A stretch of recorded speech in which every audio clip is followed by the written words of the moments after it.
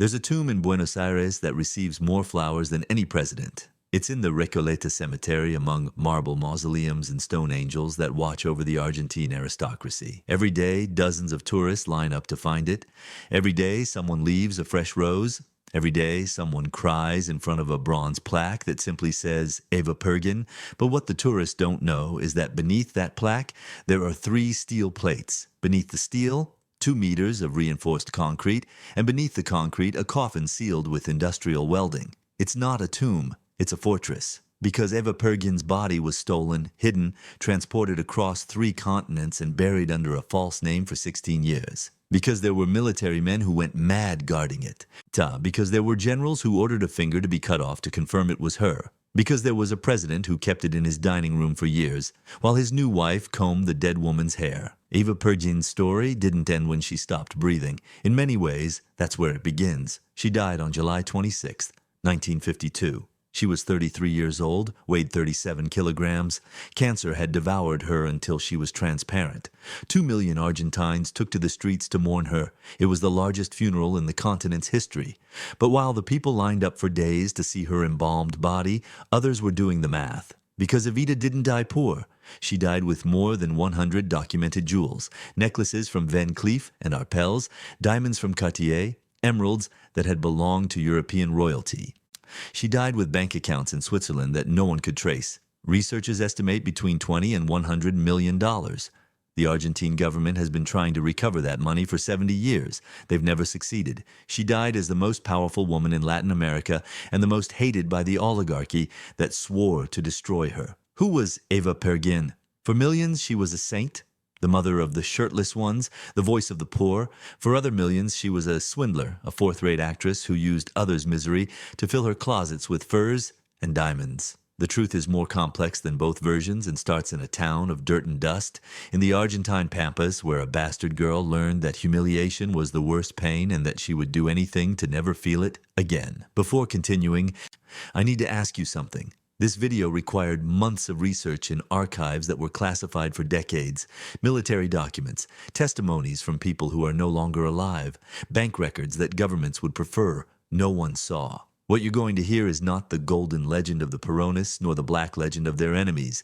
It's the real story with its contradictions and gray areas. If this kind of content seems valuable to you, subscribe to the channel and turn on the bell. The algorithm decides who sees these videos based on interaction in the first minutes. Now let's go back to 1919, to a town called Los Toldos. To the day the woman who would divide Argentina in two was born, Los Toldos was a town of unpaved streets and adobe houses where the pampas wind raised clouds of dust that got into your eyes, your mouth, your soul. There, Marga Eva Duarte was born on May 7th, 1919. Her mother was named Juana Ibarguren. She was a seamstress, single, poor. Her father was named Juan Duarte. He was a rancher, married, rich. Eva was the 5th child of that relationship that everyone knew about and no one mentioned. In small towns, secrets don't exist. There are only truths that are whispered. Juan Duarte maintained 2 families. The legitimate one in Chivilcoy, with a wife and children who bore his surname with pride. The other in Los Toldos with Juana and 5 bastards who carried that surname like a mark of shame. Eva was 6 years old when her father died. What happened at the wake would mark her forever. Juana dressed her 5 children in the best clothes they had and took them to Chivilcoy to say goodbye to the man who had fathered them. When they arrived at the house of mourning, the legitimate wife saw them enter and threw them out in front of everyone, in front of the neighbors, the friends, the important people of the town. The legitimate widow pointed to the door and ordered them to leave. They were bastards. They had no right to mourn their own father. Juana had to beg, had to humiliate herself in front of all those people, so they would let her children see the corpse for a few minutes. Eva never forgot that scene. Years later, when she was the most powerful woman in Argentina, she confessed to close people that every time she humiliated an oligarch, every time she made a businessman kneel, she was avenging that afternoon in Chivilcoy. Juan Duarte's death left the family in misery. Juana moved with her children to Junquén, a slightly larger town where no one knew them, where they could start over without the weight of the scandal. But poverty traveled with them. Juana sewed other people's clothes until dawn. The older children left school to work. Eva, the youngest of the girls, grew up skinny, pale, with eyes too big for her hungry child's face, but she had something her siblings didn't: Ambition. From a young age, Eva showed a natural talent for acting. She participated in school plays, recited poems at town events, stood in front of the mirror for hours rehearsing gestures, practicing voices, imagining a life that didn't exist in Junii. She listened to radio soaps with religious devotion. The actresses from Buenos Aires with their dramatic voices and glamorous lives were her true heroines, not the saints from Catechism, the stars of Radio Belgrano. At 15 years old, she made a decision. She would go to Buenos Aires. The legend says she convinced a tango singer named Agustin Magaldi to take her with him to the capital. The real story is less romantic. Eva simply gathered the little money she had, convinced her mother to let her go, and boarded a train. It was 1935. Eva Duarte was 15 years old with a bag of worn clothes and no contacts in the largest city in South America. What she had was something more valuable, an iron determination to never again be the humiliated bastard from Los Toldos. Buenos Aires received her with indifference. The capital was a monster of 2 million inhabitants, where hundreds of provincials arrived every day with the same dream of success. Eva was one more. Skinny, uneducated, without connections, with a provincial accent that betrayed her every time she opened her mouth. The first years were brutal. She lived in miserable boarding houses where she shared rooms with other equally desperate girls. She ate once a day when she was lucky. She lined up for hours at theater doors to get extra roles that paid pennies. She acted in plays that closed after a week. She posed for advertising photos that no one remembers. She did radio when radio still paid nothing, and she had lovers. It's the part of the story that Peronists prefer to ignore and anti-Peronists exaggerate with morbid detail. The reality is that Eva did what many single women did in 1930s Buenos Aires. She sought protectors, men with money and contacts who could help her advance in a world where women without family had no opportunities. Yeah, she had several. The owner of a magazine, an entertainment businessman, a minor military man. None lasted. Eva wasn't looking for love, she was looking for stepping stones, and she used them until they were no longer useful. By 1943, after 8 years of struggle, Eva had achieved something. She wasn't famous, she wasn't rich, but she had steady work at Radio Belgrano, acting in radio dramas that millions of Argentines listened to. Her voice, which she had trained for years, was perfect for melodrama. She knew how to cry without exaggerating. She knew how to whisper in a way that made the listener feel she was speaking only to them. She was 24 years old, still skinny and pale, but no longer a naive provincial. She was a survivor, and she was about to meet the man who would change her life forever. A widowed colonel with political ambitions who needed exactly what Eva knew how to give better than anyone, a connection with the people. On January 15, 1944, an earthquake destroyed the city of San Juan. 10,000 dead, entire neighborhoods reduced to rubble, the worst natural disaster in Argentine history. The government organized a benefit festival at Luna Park Stadium to raise funds. Artists, businessmen, military men, all had to show solidarity with the victims. Eva attended as a radio actress, no one important. Juan Domingo Perón attended as an army colonel, the most important man in the military government that controlled Argentina. They sat together. No one knows exactly what they said that night, but when the festival ended, they left together and never separated again. Pergin was 48 years old, widowed, childless. With an impeccable military career and a political ambition he could no longer disguise. Eva was 24, single, without family to back her, a mediocre artistic career and an ambition that matched the colonel's. They needed each other. Pergin needed a connection with the masses. He was a man of barracks and offices, incapable of speaking the language of the workers. Eva knew that language. She had spoken it all her life. Eva needed power. She had been fighting alone in Buenos Aires for 10 years. Pergin could give her something no previous lover had given her. A place in history. What started as convenience became something more. Pergin found in Eva an absolute loyalty he had never known. She didn't want his money, she didn't want an apartment. She wanted to fight by his side. Eva found in Pergin the father she had lost at 6 years old. He had the strong man who would protect her from the world that had humiliated her. They were lovers, partners, accomplices. And when Pergin's enemies within the army arrested him on October 9th, 1945, it was Eva who organized the response. For a week, while Pergin was imprisoned on Mart Gien Garcia Island, Eva went through unions and working-class neighborhoods. She spoke with leaders, asked, demanded, begged them to take to the streets to demand her colonel's freedom. On October 17th, they succeeded. Hundreds of thousands of workers marched to Plaza de Mayo. It was the first time the popular classes occupied the center of Argentine power. Many arrived in espadrilles. Some dipped their feet in the plaza's fountains to cool off from the heat. The oligarchy looked at them with disgust, called them little blackheads, shirtless ones, zoological flood. Pergin was released that night. He went out to the balcony of the Casa Rosada and spoke to the crowd, chanting his name. 4 days later, he married Eva in a private ceremony. 4 months later, he won the presidential elections with 56% of the votes. Eva Duarte, the bastard from Los Toldos, became the first lady of Argentina. She was 26 years old and ready to collect on all the humiliations. The traditional role of the president's wife was to organize charity teas and smile in photos. Eva shattered that mold on the first day. She set up an office in the government, received union leaders, intervened in appointments, spoke in public with an aggressiveness that scandalized the upper class. She called the rich oligarchs, traitors to the homeland the opponents, shirtless ones her followers, turning the insult into a badge of pride. In 1948, she created the Eva Perón Foundation. In theory, it was a charity organization. In practice, it was the most extraordinary instrument of power a woman has ever wielded in Latin America.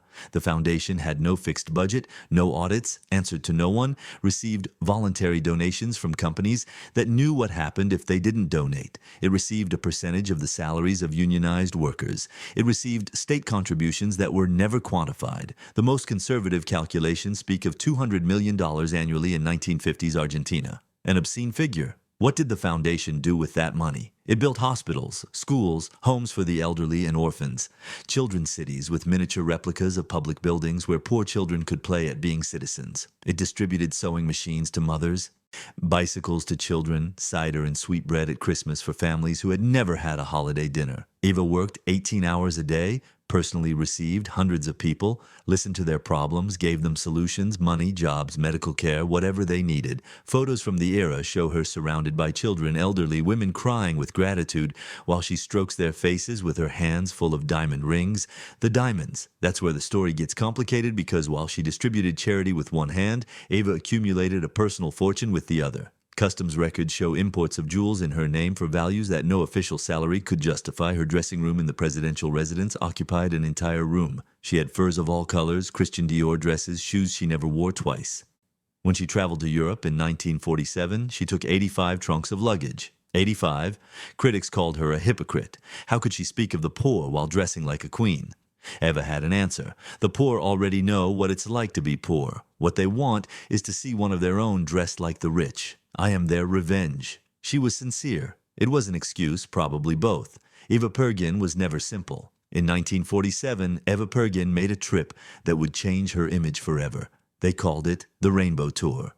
3 months touring Europe as Argentina's unofficial ambassador, Spain, Italy, France, Switzerland, Portugal. In each country, crowds came out to greet her as if she were a movie star. Franco received her in Madrid with head of state honors. The Pope received her in the Vatican for 27 minutes, more time than he gave to most kings. But there was one country where she wasn't welcome. England rejected her. The royal family refused to receive her. Eva never forgot the snub. Later, when Argentina froze meat exports to Great Britain, many suspected it was her personal revenge. What few know is what she did in Switzerland. Officially, it was a courtesy visit. Unofficially, according to documents that appeared decades later, Eva opened bank accounts, deposited funds, established financial contacts that would endure long beyond her death. How much money did she move? Researchers don't agree. Some speak of $20 million, others of $100 million. There are those who mention higher figures. What is documented is that when the military government reviewed the foundation's records after the 1955 coup, they found an unexplainable accounting hole. Millions of dollars that came in and no one knew where they went. They also found the jewels. The official inventory recorded 100 pieces, necklaces, rings, bracelets, brooches, tiaras, many from the world's most prestigious houses, Van Cleef and Arpels, Cartier, Boucheron. There was a necklace of Colombian emeralds valued at $500,000 at the time. There was a diamond brooch that supposedly belonged to a European princess. There were rubies the size of grapes, sapphires blue as the sea, black pearls from Tahiti, all bought while Eva preached against the oligarchy's luxury. Was it corruption? Was it hypocrisy? Or was it, as she said, the revenge of the poor? The answer died with her. In 1950, Eva began to feel ill. Abdominal pains she attributed to overwork, Bleeding she hid even from Pergin. Fainting spells she explained as fatigue. The diagnosis came too late. Uterine cancer advanced inoperable. She was 31 years old. What followed was a race against time. Eva refused to stop. She continued working 18 hours a day. She continued receiving the poor at the foundation. She continued giving speeches, each more fierce against the enemies of the people. In 1951, the unions proposed her as a candidate for vice president. She would be the first woman in Argentine history to hold that position. 1 million people gathered on Avenida 9 de Julio to ask her to accept. Eva cried on the balcony. She asked for time to decide. 9 days later, she announced that she was renouncing the candidacy. Why? The official version says it was out of humility. The real version is sadder. The military didn't want her, and Eva already knew she was dying. The following year was a descent into hell. The cancer advanced relentlessly. Eva lost weight every week, from 50 kilograms to 40, from 40 to 37. Her dresses had to be adjusted again and again. She continued working, continued speaking. In her last public speech, on May 1st, 1952, they had to hold her up so she wouldn't fall. Her voice, once powerful, was barely a whisper amplified by the microphones. "I know that you will pick up my name and carry it like a banner to victory," she said. 2 months later, she was dead. On July 26, 1952, at 8:25 p.m., Marga Eva Duarte de Pergin exhaled her last breath. National radio interrupted programming. A broken voice announced, "The Subsecretariat of Information fulfills the painful duty of informing the people of the Republic that at 8:25 p.m. Mrs. Eva Perón, spiritual leader of the nation, has passed away." Argentina stopped. For 17 days, her body was laid in state while 2 million people lined up to see her. There were fainting spells, deaths by crushing, suicides by followers who couldn't bear to live without her. Pergin commissioned the world's best embalmer to preserve the body. Pedro Era, a Spaniard who had perfected revolutionary techniques, worked for a year. He replaced the blood with glycerin, covered the skin with layers of transparent wax, created a masterpiece of human taxidermy. The plan was to build a monument larger than the Statue of Liberty to display the body eternally. But 3 years later, a military coup overthrew Pergin, and the country's new rulers found themselves with a problem. What to do with the most famous corpse in Argentina? But before talking about the corpse, we have to talk about what she left behind. Because Eva Perón didn't just leave jewels and bank accounts, she left properties, and one of them remains shrouded in mystery to this day. In the Palermo neighborhood, one of the most exclusive areas of Buenos Aires, there is a mansion that for decades no one could explain. It wasn't in Eva's name, it wasn't in Pergin's name, it wasn't in the foundation's name. Officially it didn't exist, but it did. 3 floors of French construction, imported slate roofs, gardens with Italian marble fountains, a basement with reinforced walls that, according to the few who managed to enter after the 1955 coup, had armored vaults worthy of a Swiss bank. The military who requisitioned it found something they didn't expect. Boxes. Dozens of sealed boxes with foundation documentation that had never been registered, receipts for international transfers, contracts for property purchases in Uruguay, in Brazil, in Spain, deeds in the names of people who didn't exist, and they found a file with names of businessmen who had donated voluntarily to the foundation. Next to each name, a figure, and next to each figure, a notation of what they had received in return. State contracts, import permits, union protection. It was a record of systematic extortion. The military confiscated everything. They promised to make it public. They promised to bring those responsible to trial. They never did. The file disappeared. The boxes were sealed and sent to a military depot from which they never emerged. What was really in those boxes? Where did the documents end up? How many ghost properties did Eva Perón leave scattered across South America? No one knows for sure. What we do know is that the Eva Perón Foundation handled, according to conservative calculations, the equivalent of 3,000 million current dollars during its 7 years of existence, and that when the military auditors tried to reconstruct the accounts, they found a hole of more than 40% more than $1,000 million in today's money that simply vanished. Part went to the Swiss accounts, part to the jewels, part to properties like the Palermo mansion, and the rest, vous disiez, there are those who say it's still buried, literally. In 1971, when Eva's body was returned to Pergin in Madrid, the old general made a confession to a trusted journalist. "She hid things," he said. "Things that even I don't know where they are." He was talking about money, documents, secrets that could have destroyed political careers. Pergine died without clarifying it, and the Palermo mansion, the one that officially never existed, was demolished in 1978. The land was subdivided. Today, there's an apartment building where Eva Pergine's safes once stood. The neighbors don't know what was there. The original plans disappeared from municipal archives. The photos were destroyed. It's as if the military government had wanted to erase not only Eva Perón, but all evidence of how she had built her empire. But they couldn't erase everything because something remained that they couldn't destroy, something they couldn't hide, something that would haunt them for 2 decades. What remained was the body, the perfect, incorruptible body that Pedro Ara had turned into a preservation masterpiece. The body that still looked alive 3 years after death. The body that millions of Argentines venerated as if it were a holy relic. What to do with it? The military who overthrew Pergin in 1955 had a problem they hadn't anticipated.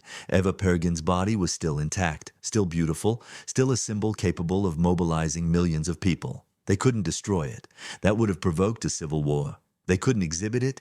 Every day, Peronists arrived to leave flowers, to pray, to conspire. They couldn't give it to the family. That would give them a sanctuary. So they decided to make it disappear. What followed was one of the most macabre stories of the 20th century. The corpse was secretly removed from the CGT headquarters where it was kept. They put it in an army truck. They moved it from one depot to another for months. Every time someone suspected its location, they moved it again. Colonel Carlos Eugenio de Mori Koenig was in charge of guarding it. It was a mistake. Mori Koenig developed a sick obsession with the body. He kept it in his office behind a screen. His subordinates reported that he visited it at night, that he talked to it, that he spent hours looking at it. His wife threatened to leave him if he didn't get that thing out of his life. The colonel was relieved of duty, diagnosis, mental instability, but the problem persisted. What to do with a corpse that drove its guardians mad? In 1957, the government found a solution. They would take the body out of the country, bury it in Europe under a false name. No one would know where it was.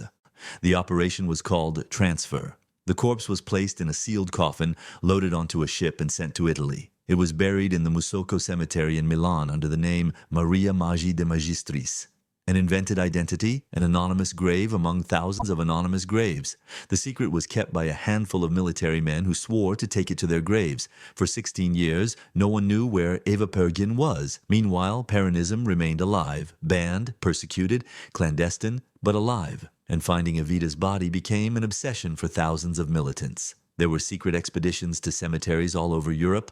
There were bribes to officials. There were interrogations of retired military men. Nothing worked. The body reappeared only in 1971. General Alejandro Lanús, then de facto president, decided to return the remains to Pergin as a gesture of political reconciliation. An emissary traveled to Milan, unearthed the coffin, and took it to Madrid, where Pergin lived in exile with his third wife, Isabel. What they found inside the coffin was disturbing. The body was almost intact. Pedro Ara's work had withstood 16 years underground, but there were damages. The nose crushed, a finger cut off, apparently to verify identity through fingerprints, marks of blows on the forehead. Someone had mistreated the corpse during those years of secret pilgrimage.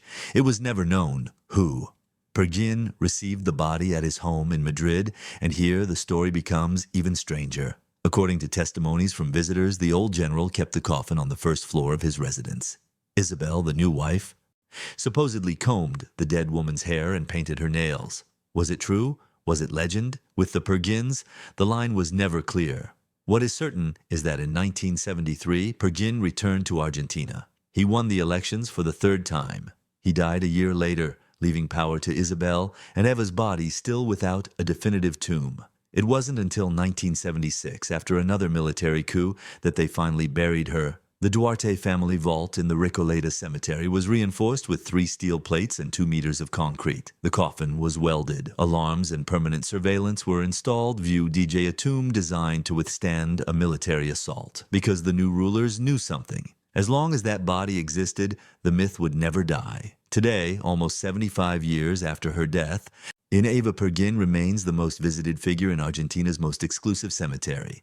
Every day there are fresh flowers, every day there are tourists, every day there is someone crying in front of that bronze plaque, and every day someone asks the same question. Who was Eva Pergin really? The saint of the shirtless ones who died loving the people, or the ambitious actress who used the poor to accumulate jewels and accounts in Switzerland? The answer is that she was both and neither, and something more that words can't capture. She was a bastard girl who swore to avenge a world that humiliated her. She was a woman who built hospitals with one hand while filling closets with diamonds with the other. She was a corpse that traveled the world for 16 years because even in death, they feared her. She was Eva Perón. And Argentina still doesn't know if it loves her or hates her. Perhaps both, forever. If you made it this far, thank you for joining me. This story is just one of the many we're investigating. There are mansions with darker secrets, larger fortunes that never appeared, bodies that are still lost. If you want to be the first to see those stories, subscribe to the channel and turn on the bell. The algorithm decides who sees these videos, and your click can make the difference. Leave in the comments, do you think Eva Perón's money is still hidden in some Swiss bank, or was it just another legend? See you in the next one.